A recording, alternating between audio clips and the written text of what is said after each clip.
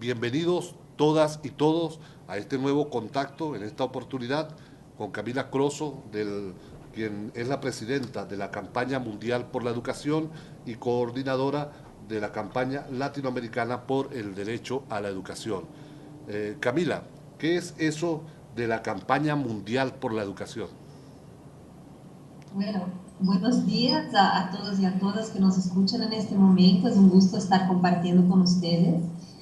Les comento que la Campaña Mundial por la Educación es un movimiento de la sociedad civil muy plural que se inició en el 1999, un año antes de la Conferencia Mundial de Educación para Todos de Dakar. Y nos organizamos justamente para que juntos pudiésemos pelear por la realización del derecho humano a la educación. Cuando digo que es plural es porque suma movimientos sociales como la Marcha Mundial, como también los sindicatos, como también ONGs, y estamos organizados en más de 100 países del mundo en campañas nacionales. ¿Y cómo hace un país, por ejemplo Venezuela creo que no tiene capítulo de la campaña mundial, o sí lo tiene? ¿Cómo hacen para organizarse y sumarse a esta tarea? Todavía no lo tiene, pero una vez que exista una campaña de educación, un foro instituido y que pida su membresía a la campaña mundial, este es el camino, por decir, para integrarse a la campaña mundial. Es necesario tener una campaña nacional, una red nacional de organizaciones no gubernamentales, organizaciones de la sociedad civil, y así es el inicio para solicitar su membresía. La campaña mundial por la educación es miembro activo del Foro de Educación para Todos. Desde esa perspectiva, para ti, para la campaña, ¿cuál es el estado actual del derecho a la educación en el mundo? Claro. Sí, la campaña mundial en este momento está integrando lo que llaman de Comité Directivo de la Educación para Todos, que es una de las instancias de este movimiento también multilateral que tuvo inicio en Jomtien en 1990, ¿cierto? Hace más de 20 años entonces.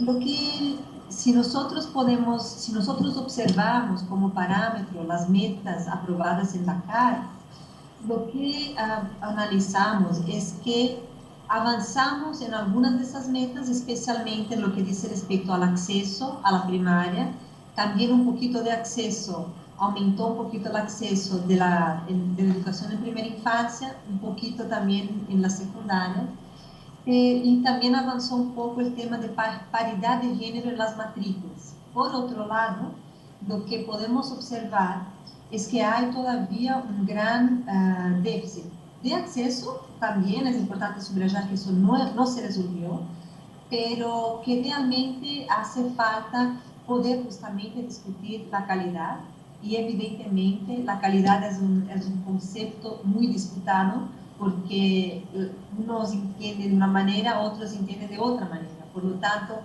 es muy importante que podamos anclar nuestra comprensión de calidad educativa en los principios de los derechos humanos, o sea, en el propósito inicial que se presenta en la Declaración Universal de Derechos Humanos y luego otros instrumentos internacionales. Este norte que dice que la educación tiene que servir a la ciudadanía, a la vida digna, también a la inserción, digamos, y poder participar en un trabajo digno. O sea, este norte más amplio y más ciudadano es que debe orientar desde nuestro punto de vista, ¿no? Lo que se entiende por calidad. Y también analizando las metas, observamos otras cosas, como por ejemplo, que no se dio suficiente atención a todo el tema de la discriminación. Hay que hacer un análisis mucho más fino, lo que incluye también datos y desagregados, la producción de datos desagregados para poder hacer el análisis y así poner en marcha políticas afirmativas, o sea, que puedan realmente confrontar la problemática de las discriminaciones muy arraigadas que las sociedades en el mundo viven, ¿no? El otro tema de desafío en términos de las metas de Dakar es el tema de la financiación. Todavía los estados tienen que aumentar la inversión en educación y toda la cooperación internacional ha disminuido la ayuda internacional desde la crisis de 2008, la crisis económica y financiera. Y eso no se puede justificar, porque desde nuestro punto de vista existen recursos. Lo que sucede es dónde se quiere poner esos recursos, es el tema realmente de prioridad. Y en la región, ¿cómo estamos respecto al mundo en su conjunto? ¿Hemos avanzado de manera paritaria con los otros continentes o vamos mucho más lentos? Mira, como región nosotros estamos tenemos desafíos muy particulares, como por ejemplo, la educación secundaria para nosotros ya pasa a ser un tema en que hablamos de la obligatoriedad. Sentimos que en otras regiones todavía eso no es un punto en sus agendas. De hecho, en este momento que estamos discutiendo la agenda de educación post-2015, eso también entró a nivel internacional. Pero Latinoamérica, digamos que lo puso en su agenda política ya desde hace un rato, ¿no? También la educación en la primera infancia. Nuestra región ha sido más, digamos, si comparamos con otras regiones, ha avanzado más en términos de empezar al menos con normas, con legislaciones que puedan al menos reconocer este nivel como un nivel que hace parte del derecho humano a la educación. Ahora, yo quería comentar el tema de género, porque una de las metas de Dakar y también de los objetivos de desarrollo del milenio hablaban de paridad de género y igualdad de género. Se avanzó en la paridad de matrículas y en algún punto, más o menos un año y medio atrás, el discurso que escuchábamos era que ese problema se había resuelto, era una meta alcanzada, y eso nos preocupó mucho, porque eso, si tú crees que la igualdad de género se resolvió, se desmoviliza, y la igualdad de género está muy lejos de estar resuelta como problemática. Por lo tanto, también en nuestra región, o sea, todavía aquí en nuestra región observamos problemáticas muy serias digamos, de discriminación de género y de perpetuar estereotipos y otras formas de discriminación al interior de los sistemas educativos. Ahora bien, para cumplir las metas de Dakar, la meta de educación para todos, para transformar el sistema de educación con la educación de calidad, los docentes son fundamentales. En materia de formación docente, para ustedes, ¿cuáles son las prioridades? Mira, la formación docente tiene que estar anclada justamente en la perspectiva de calidad que se tiene. Por lo tanto, a mí me parece excelente que la consulta que ustedes están haciendo tenga como foco el concepto de calidad. ¿Qué entendemos por calidad? ¿A qué propósito queremos que responda a nuestro sistema educativo? Porque es desde esta concepción de calidad que deriva la formación docente. Claro que la formación docente es fundamental que tengamos una formación inicial y una formación continuada. Eso ya es un poco, digamos, ya es algo muy consensuado, o sea, que ambas son muy fundamentales. Lo que creo que es disputado es qué formación es esa. Y lo que nos preocupa, si hablamos a nivel internacional, pero también empieza a existir esas tensiones en nuestra región de Latinoamérica, es cuando, por ejemplo, escuchamos la concepción del Banco Mundial sobre calidad. Si uno analiza el documento sectorial de educación del banco, que se llama algo como Educación 2020, que es su planteamiento hacia el 2020, ¿cuál es el propósito que está ahí? No tiene nada que ver con el propósito que está en las declaraciones de derechos humanos, nada que ver. O sea, el propósito ahí es la empleabilidad, es formación de capital humano, es realmente, todo deriva de eso. Entonces, de ahí una super énfasis en pruebas estandarizadas de matemática y lectura y escritura.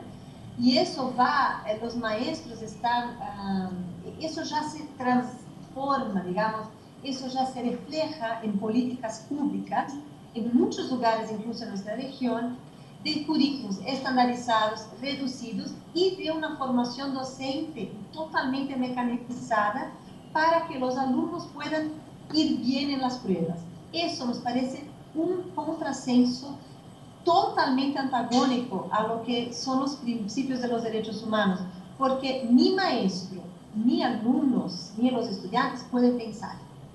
O sea, el poder pensar tiene que ser la base para lograr todos los propósitos que plantea la Declaración de Derechos Humanos. Poder ser un ciudadano activo, poder inserirse en el mundo y participar activamente de ese mundo, poder tomar decisiones, poder resolver problemas, poder lograr y contribuir al mundo hacia un trabajo digno. O sea, el poder pensar es fundamental. Ahora bien, este esquema de educación mucho más fábrica, este modelo de escuela fábrica, impide el pensamiento. O sea, tú aprendes a ir bien en pruebas y no es eso que se quiere. Por lo tanto, la formación docente que defendemos, anclada en la posibilidad de pensar, implica también una visión, primero, de esta educación más amplia y de lo que se quiere digamos, en la relación de enseñanza-aprendizaje,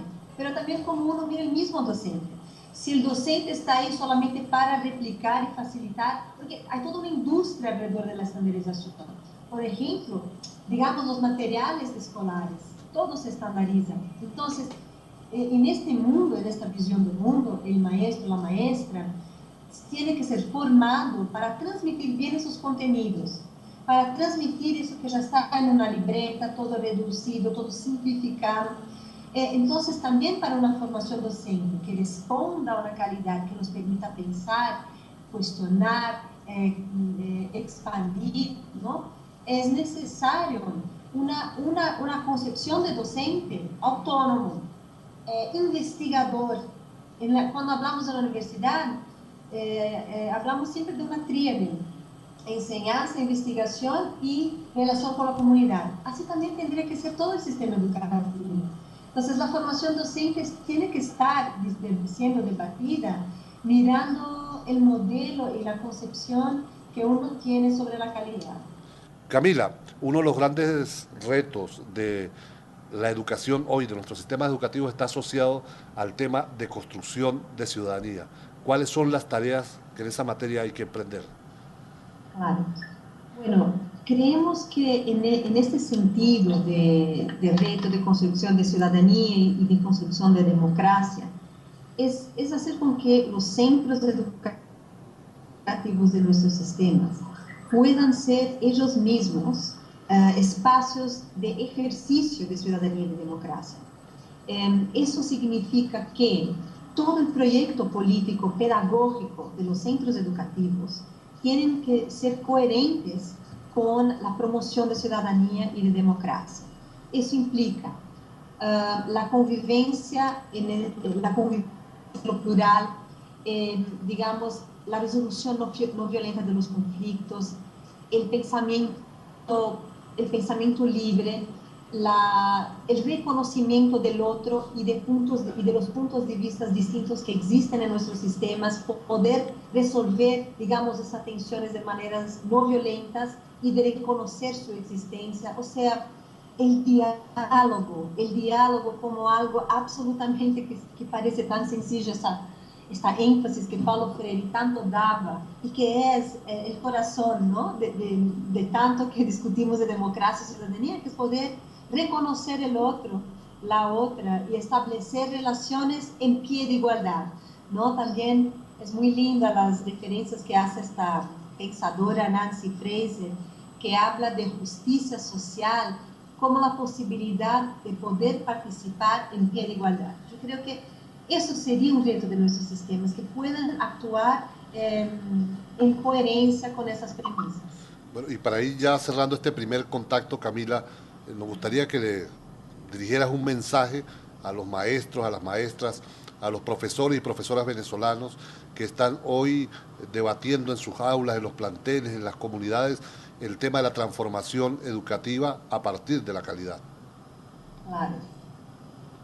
Bueno, el mensaje que tendría esos maestros, esas maestras, es realmente un deseo que puedan hacer ese ejercicio de manera muy profunda, muy verdadera, y que eso también pueda inspirar un diálogo más allá de Venezuela, o sea, con nuestra región, con también redes de maestros y maestras y de organizaciones sociales, para que podamos realmente colectivamente retarnos a nosotros mismos, nosotras mismos, a atrevernos a soñar un mundo mejor y a pensar desde nuestra cotidianidad en el aula, asumir esos procesos educativos y las formaciones profesionales que nos permitan llegar hacia ese horizonte que tenemos que atrevernos a soñar.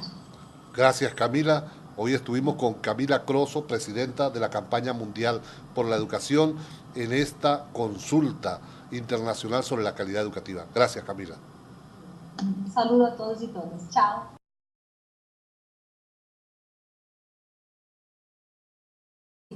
Para integrarse a la campaña mundial. Es necesario tener una campaña nacional, una red nacional de organizaciones no gubernamentales, organizaciones de la sociedad civil, y así es el inicio para solicitar su membresía. La Campaña Mundial por la Educación es miembro activo del Foro de Educación para Todos. Desde esa perspectiva, para la Campaña Mundial por la Educación y coordinadora de la campaña latinoamericana por el derecho a la educación. Camila, ¿qué es eso de la campaña mundial por la educación? Bueno, buenos días a todos y a todas que nos escuchan en este momento. Es un gusto estar compartiendo con ustedes. Les comento que la Campaña Mundial por la Educación es un movimiento de la sociedad civil muy plural que se inició organizados en más de 100 países del mundo en campañas nacionales. ¿Y cómo hace un país, por ejemplo Venezuela creo que no tiene capítulo de la campaña mundial, o sí lo tiene? ¿Cómo hacen para organizarse y sumarse a esta tarea? Todavía no lo tiene, pero una vez que exista una campaña de educación, un foro instituido y que pida su membresía a la campaña mundial, este es el camino, por decir, en el 1999, un año antes de la Conferencia Mundial de Educación para Todos de Dakar. Y nos organizamos justamente para que juntos pudiésemos pelear por la realización del derecho humano a la educación. Cuando digo que es plural es porque suma movimientos sociales como la Marcha Mundial, como también los sindicatos, como también ONGs, y estamos